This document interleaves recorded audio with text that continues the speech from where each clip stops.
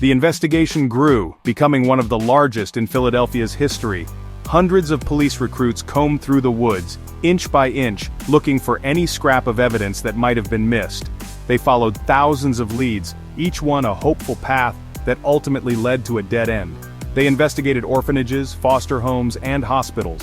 Could he have been a child who fell through the cracks of the system, a ward of the state whose disappearance went unnoticed? But every record checked, every administrator questioned, yielded nothing. It was baffling. How could a child simply vanish from the world without a single person noticing he was gone? He was given a name by the city that had found him, but not the one he was born with. He became America's unknown child, a title that was both a tribute and a tragedy. He was buried in a potter's field, a public grave for the unclaimed and the unknown. But even then, people didn't forget him. The investigators who worked his case never let it go. One of them, Remington Bristow, worked on the case until his dying day, spending his own money to keep the investigation alive. He, and others like him, became the boy's surrogate family, determined to give him back his name, to give him a story. They were the keepers of his memory. Over the years, theories swirled like autumn leaves, each one a potential explanation for the inexplicable. One theory pointed to a foster home located not far from the discovery site. A woman who lived nearby claimed the boy had been purchased by the family running the home, that he was abused, and that his death was an accident they tried to cover up. It was a compelling story, full of dark details, but when police investigated, they found little concrete evidence to support it. Another theory, from a woman known only as M, claimed her own abusive mother was responsible. She said her mother had killed the boy in a fit of rage, but her story too had inconsistencies that investigators couldn't resolve. The case went cold, but it never truly went away. It became a piece of Philadelphia's folklore, a ghost story told to each new generation of detectives. The boy's grave was eventually moved to a proper cemetery, Ivy Hill. His headstone reads, "America's Unknown Child." For decades, that was all anyone knew. He was a face on a poster, a mystery in a box. The clues, the crude haircut, the JCPenney box, the flannel blanket, were pieces of a puzzle with no picture to guide the way. The world had changed. Presidents came and went, wars were fought and won, but the boy in the box remained frozen in time, a silent testament to a crime that time could not erase. For more than 60 years, the boy's identity was a locked door, and the key, it seemed, had been lost forever. But then, science offered a new one, a key made of something unimaginable back in 1957, DNA. Forensic science had made incredible leaps. Investigators, armed with these new tools, decided to try again.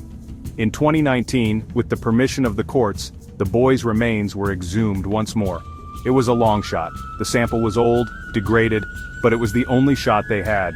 They carefully extracted what little genetic material was left, hoping to build a profile, a genetic fingerprint that could finally lead them to his family. The process was painstaking. It's called genetic genealogy. Scientists take the DNA profile and upload it to public databases, places where people share their own DNA results to find relatives. They look for matches, distant cousins, anyone who shares a piece of the boy's genetic code. From there they build family trees, working backward through generations, then forward again, branch by branch, until they can pinpoint a possible identity. It's like being a detective and a historian all at once. For the boy in the box, this complex work finally, after so long, began to bear fruit. They found a match, and from that match, they started to build a tree. And then, in the winter of 2022, the impossible happened. Philadelphia police held a press conference. The world had waited 65 years for this news. They had a name. The boy in the box was no longer America's unknown child. His name was Joseph Augustus Zarelli. He was born on January 13, 1953. He had a family, he had a birth certificate, he had a story. The silence was finally broken. The name echoed through the city, a name that had been lost to time. It was a moment of profound breakthrough, a victory for the tireless investigators and the curious public who had kept his memory alive. The DNA didn't just give him a name, it gave him a family. Investigators were able to identify his birth mother and father. Both were long deceased. They learned he had siblings, some of whom were still alive. The family tree led them to a prominent family in Delaware County, Pennsylvania. The revelation sent shockwaves through the community. Suddenly the anonymous boy was a real person, connected to real people. But this incredible breakthrough also opened up a whole new set of questions. If he had a family, why was he abandoned? Why did no one ever report him missing? Giving him a name was the first step, but it was far from the end of the story. So now we know his name, Joseph Augustus Zarelli. It's a solid real name, not a nickname born of tragedy. But knowing his name doesn't answer the most important question of all. Who did this to him? The identification of his parents was a major step, but it didn't automatically solve the homicide. Both of his parents are gone, taking their secrets with them to the grave. Police have not named them publicly, perhaps to protect living relatives, or perhaps because the investigation is still active, still delicate. We know who he was, but we still don't know why his life ended so brutally, so young. The mystery has shifted. It's no longer, who is the boy in the box? Now it's, what happened to Joseph? The focus of the investigation is narrowed, pointing toward the small circle of people who knew him, who were part of his short life. Were his parents responsible? Or was it someone else?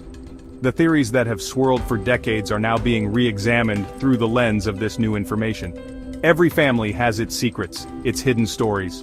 Investigators are now tasked with uncovering the secrets of the Zarelli family from more than 60 years ago, searching for a truth that has been buried for even longer than the boy himself. This case continues to captivate us even now, perhaps more than ever. It speaks to a fundamental fear, that a child can be lost and the world will just move on. That a life can be erased without a trace. Joseph's story reminds us of the vulnerability of the most innocent among us. His case became a symbol for all missing and unidentified children. People cared because he could have been anyone's son, anyone's brother. For decades, strangers left flowers at his grave, strangers who felt a connection to the boy no one claimed. They became his community, his family and spirit. And so the story continues. The final chapter has yet to be written. The homicide investigation remains open. Will we ever know the full story of what happened in the last days of Joseph's life? Will the person or people responsible for his death ever be held accountable?